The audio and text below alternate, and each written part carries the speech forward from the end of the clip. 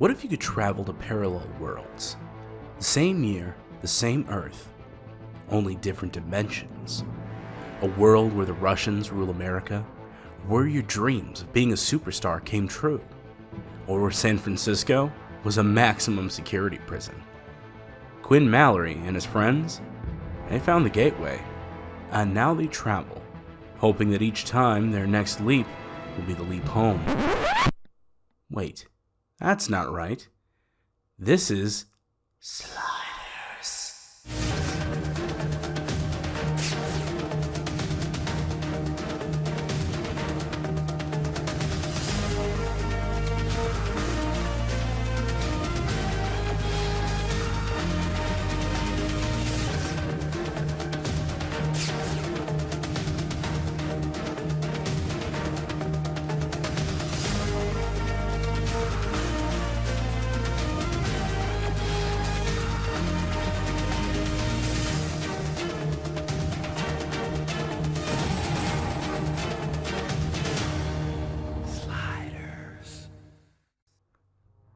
Hello everyone and welcome back to 1995. You know that old phrase, best laid plans of mice and men, yada yada, I see the rabbits, George. Well, as you can probably tell, this is not our part 2 of Babylon 5. In fact, I'm postponing that one just slightly longer, because as I've been writing it, there's a lot more to talk about, and let's just say it keeps getting longer, so it might be a bit more of a lengthy episode. So in the meantime, I'm going to provide you guys with an episode on Sliders, a very interesting franchise that some of you may be familiar with. So, as normal, I am your host, Drew, and this is the show where we take a look at the odd and obscure and objectively ahead of their time science fiction shows. In each episode, we take a look at the premise, the production, the pilot, and the patrimony. And this week, we will slide into a franchise that has gone under the radar for many, a show that would actually be a logical addition to any modern programming block, due to the boom in multiverse properties. We're going to slide into many San Franciscos with Sliders.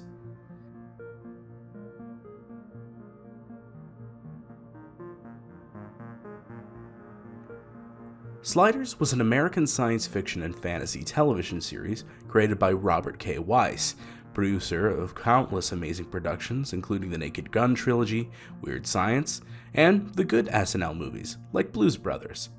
Tracy Torme of Star Trek TNG fame, and John Landis from Blues Brothers, Spies Like Us, Clue, Beverly Hills Cop 3. It was broadcast for 5 seasons between 1995 and 2000. And the series follows a group of travelers as they use an Einstein-Rosen bridge, aka a wormhole, to slide between different parallel universes.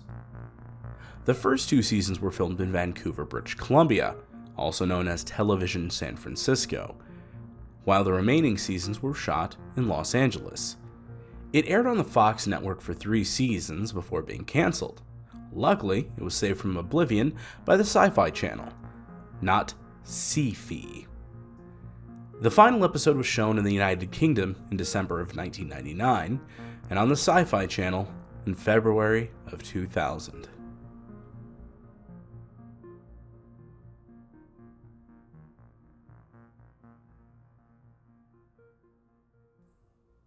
And now let's take a look at the plot. While researching anti-gravity, grad student Quinn Mallory, played by Jerry O'Connell, accidentally opens an interdimensional portal. At first not realizing he'd ended up in a parallel Earth, Mallory finds himself befuddled by traffic signals. Here, green means stop and red means go. After returning to his lab, Mallory finds himself? As it turns out, he meets the Quinn Mallory of this Earth. The two exchange barbs, and his counterpart explains how his device ended up creating an Einstein-Rosen bridge, a formerly theoretical construct that would allow one to travel great distances in a short span of time. In reality, these wormholes instead open travel between dimensions, leading to alternate Earths, each one at the same time and date, but with completely different histories, societies, etc. After being sent home, our Quinn explains his discovery to his friend, and demonstrates to his professor his creation.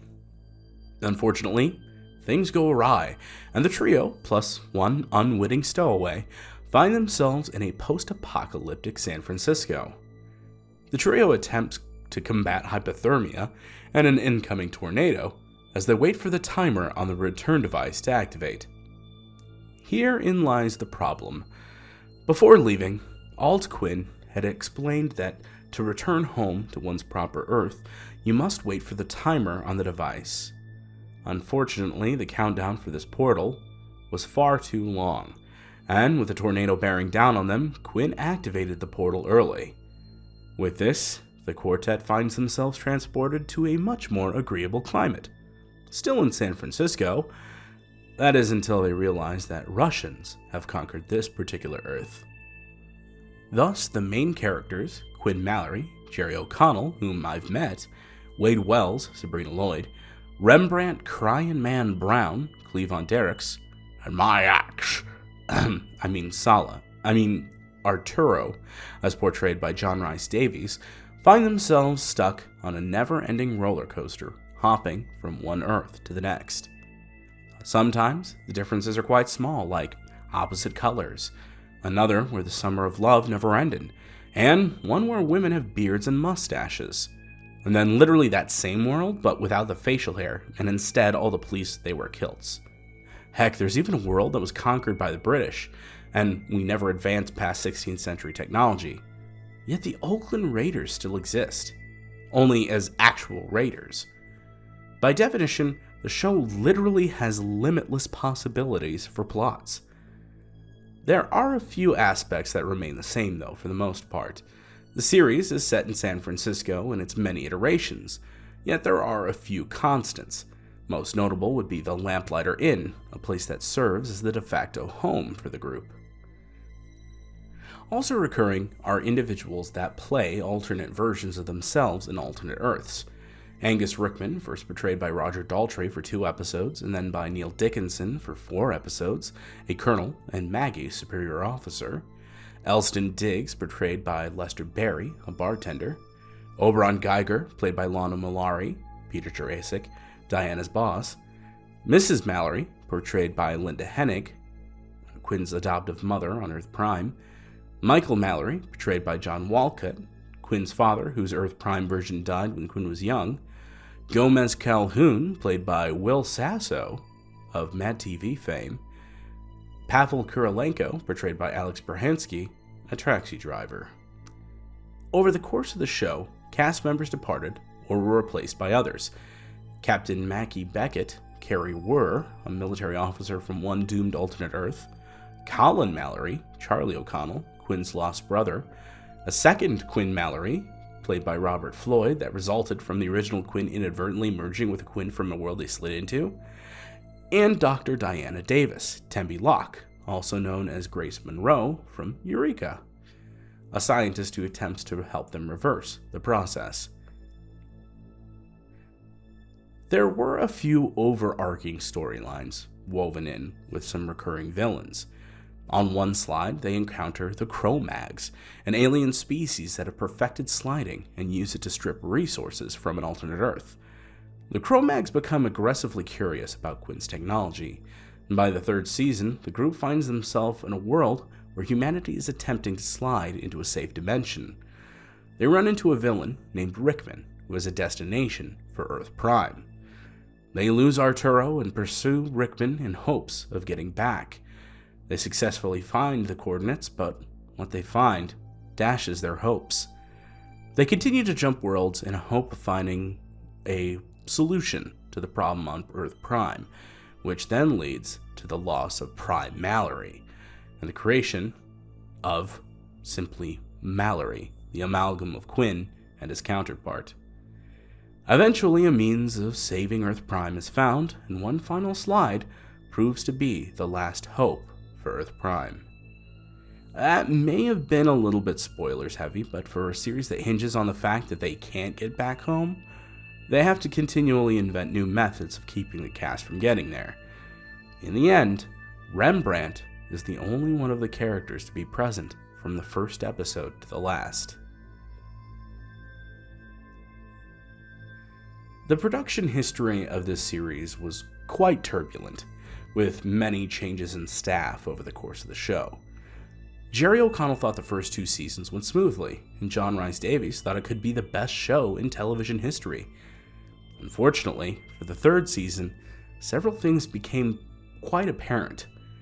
The writers were shifting to more action versus intellectually stimulating plots. According to Davies, they began pulling plots and stories from other properties, including an episode based on the island of Dr. Moreau, using original props.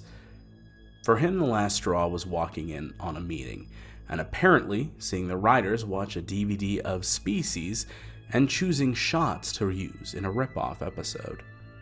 Additionally, one episode copied the Invisible Bridge of Indiana Jones and the Last Crusade, a film that Davies was in, and the writer had no clue about the meaning behind the scene when Davies asked him about it. After the 3rd season, the show moved to sci-fi, still with O'Connell and Derricks, but not their co-stars. O'Connell's brother joined, but by the end of the 4th season, both O'Connells left to pursue film careers. To solve the problem of their lead leaving, they contrived an idea where Mallory would become unstuck and merge with an alternate Mallory that looked nothing like Mallory Prime. Thus, Robert Floyd took over as Quinn, mixing part of the original character, but in a wholly new package, effectively pulling off a sort of Doctor Who regeneration situation. The series co-creator, Tracy Torme, has often been critical about the direction that the series took in the 3rd season. Torme called the 3rd season 2-parter, Exodus, one of the worst pieces of television ever produced, and the low point of the entire series. David Peckinpah was brought into the series in the 3rd season, around the time when Torme started to criticize the show. The last episode to be written by Torme was The Guardian, and the first to be written by Peckinpah was Murder Most Foul. Some argue Peckinpah's involvement with the series, by extension Fox's more hands-on involvement, caused the show to jump the shark, despite new executive producer Mark Scott Zickry's decision to restore Tracy Torme's original alternate history premise for the series in season 4. Torme, along with other co-creator Robert K. Weiss and John Landis, all departed the show during the 3rd season. Sliders is awesome. If you can get past the fact that they're not going to make it home, the ride is very much worth it. Season 1, like many science fiction shows, aside from Sequest, has a fair share of low to mid episodes. Personally, the Contagion one was meh, but British America was pretty rad. Season 2 has some interesting setups as well, including the introduction of the Cro-Mags, closest thing to a series' overarching villain. A sticking point I have is the whack decision that Fox made for reordering episodes. Unfortunately, the order is still the case on streaming sites, so proper viewing order requires you to do a little homework. Cliffhangers get resolved out of order, and characters reference future events, and Arturo leaves in one episode only to be in an episode aired later, which necessitated the filming of a framing device to make it a flashback. That's the kind of ridiculous shenanigans that channels would have to engage in to get higher ratings. I've seen a handful of latter episodes, and they aren't terrible by any means. Dr. Oberon, Jurassic, is excellent, barely managing not to slip into his Lando Malari accent. And Rembrandt truly continues to be the heart of the show as the everyman, all the way to the end. Overall, the show is awesome and one heck of a ride, and it would absolutely be a prime candidate for a reboot. Whether some sort of continuation or a more properly complete remake could serve to be a major hit, especially with the current media fixation on alternate worlds. New technologies and ideas could influence the kind of places you could go. And as I wrote, I found out that Tracy Torme said a reboot is actually in the works, at least as of 2 years ago. My fingers are still crossed, because I'd love to go for another slide. Well, I think that's gonna do it for this episode. And as I said before, really aiming to get that Babylon 5 episode ready. But when you're covering a longer form series and one that is as detailed as Babylon 5, it's kind of hard not to mention all the details. and I have to rein myself in at some points. But I hope to get that out to you guys very soon. If not, well, I guess I'll have to look off into the distance, into the Farscape. Until next time.